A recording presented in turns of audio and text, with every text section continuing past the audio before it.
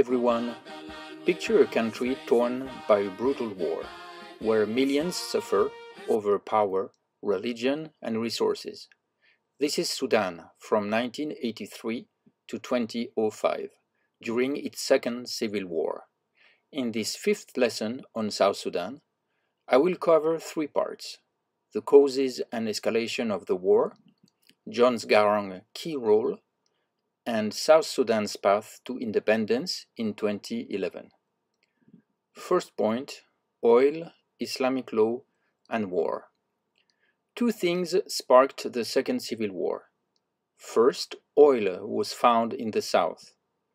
President Ghaffar Nimeri in Khartoum wanted control. In 1980, he broke the 1972 Addis Ababa Agreement, which gave the South autonomy. Second, in 1983, he imposed Sharia law, Islamic law, across the whole country of Sudan. For the South animist and Christian people, this was a provocation. These decisions, oil and Sharia, created conflict. In May 1983, a mutiny began in Bor, led by Dinka Colonel John Garang. He formed the Sudan People's Liberation Movement, SPLM, and its army, the SPLA. The war started. Khartoum bombed the south, but the SPLA gained ground. In 1984, the SPLA destroyed a giant excavator for the Jonglei Canal, a project seen as favoring the north. In 1989, Omar al-Bashir seized power, pushing a stronger Islamist agenda. The South did not accept his rule. By 1990, the SPLA controlled two-thirds of the South. The war was very brutal. Thousands of children, called lost boys, fled on foot, facing hunger and crossing rivers to reach refugee camps. About 20,000 orphans survived, with 4,000 resettled in the US. But actually, lost girls suffered too, even if the media did not speak much about it. Let's warmly thank Naomi Baki in French and Rebecca Deng in English for their smart, courageous, and very powerful testimony shared through great books.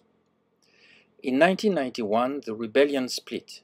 Nuer leader Riek Machar challenged John Garang's authority, weakening the SPLA and fueling ethnic tensions. In 1997, Machar allied even with Khartoum, a betrayal Garang condemned. This was a stab in the back, he said.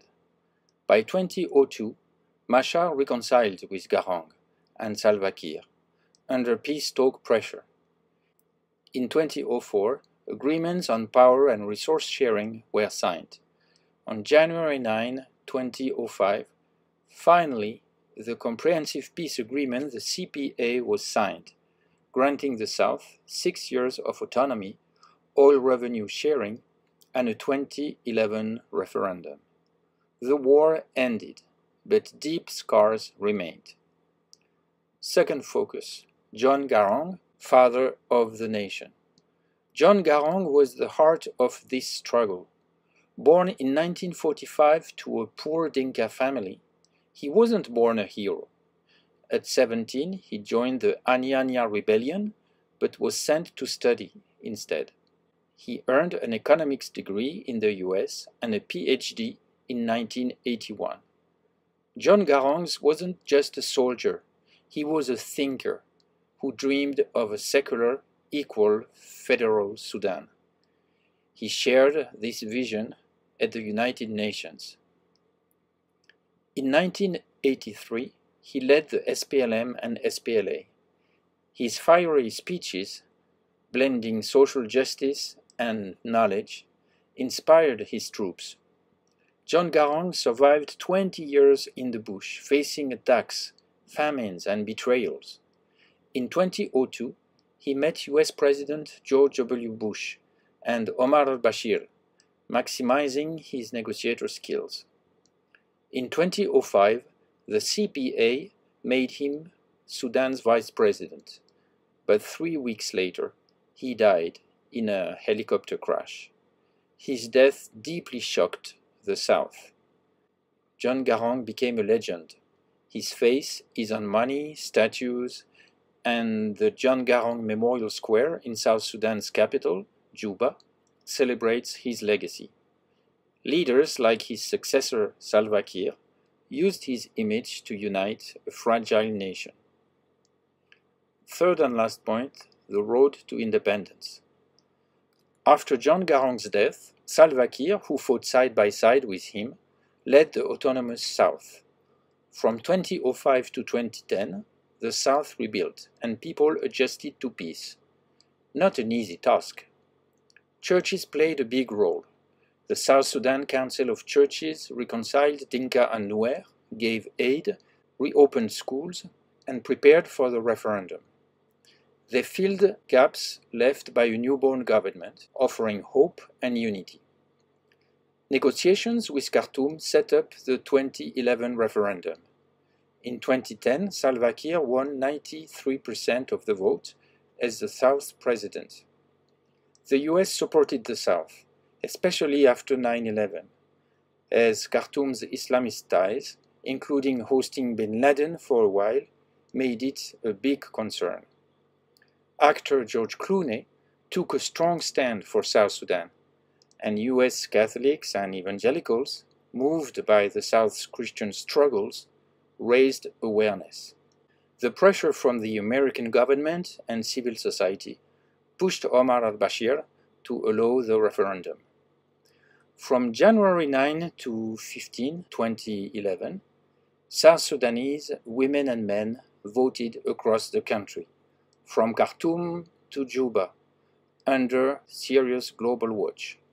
Finger marked in blue ink meant has voted, as we can see in Raja, Barth Ghazal. The result? 98.83% chose independence, with 97.58% turnout. It's a landslide. On February 7, the results were confirmed. Joy and expectation was there. Month of talks settled oil and border issues. On July 9, 2011, South Sudan became independent in Juba. Amazing. Its flag symbolized the people, peace, bloodshed, farming, the Nile, and hope. Salva Kiir, recognizable with his elegant Stetson, a gift from George W. Bush, became the first president amid celebrations. South Sudan, yeah! What an achievement. But with no infrastructure, the new nation faced huge challenges. A year later, Franklin Graham's Hope for a New Nation campaign reflected both hope and frustration. A few words of conclusion. The Sudan Civil War was a tragedy, but also a fight for freedom. John Garang's vision of a united Sudan shaped history, though his dream faded with his death and the South secession. Thanks to his legacy, churches, US support, and first of all, the people's fierce determination, South Sudan gained independence in 2011. Free at last. Rich in oil but poor in infrastructure, the young nation faces big challenges. But it can rely on the outstanding determination and resilience of the South Sudanese people. The true strength of South Sudan for the future is found in this capacity of the people, much more precious than oil. Thank you for your attention. For more, check out books and documentaries. Happy reading, and see you soon for the next lesson.